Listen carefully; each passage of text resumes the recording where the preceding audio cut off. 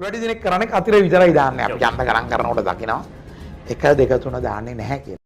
Hi வணக்கம். இந்த முறை ஜனாதிபதி தேர்தலில் எந்த ஒரு வேட்பாளரும் 50% வாக்குகளை பெற மாட்டார் என்று ஒரு கணிப்பு சொல்கிறது.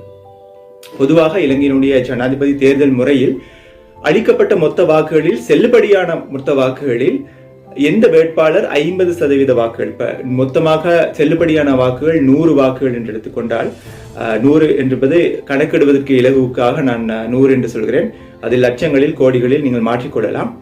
அளிக்கப்பட்ட வாக்குகளில் செல்லுபடியான வாக்குகள் 100 வாக்குகள் என்று எடுத்துக்கொண்டால் அதில் சரி பாதி, அதாவது 50 வாக்குகள், 50% வாக்குகளை மேலதிகமாக ஒரு வாக்கையும் யாராவது வேட்பாளர் பெற்றால் அவர் ஜனாதிபதியாக அறிவிக்கப்படுவார். ஆனால் இந்த முறை ஜனாதிபதி தேர்தலில் எந்த ஒரு வேட்பாளருக்கும் அந்த மாதிரி 50% வாக்குகள் கிடைக்காது என்று ஒரு கணிப்பு சொல்கிறது. ஆகவே இந்த முறை தேர்தலை பொறுத்த வரைக்கும் பொதுவாக நாங்கள்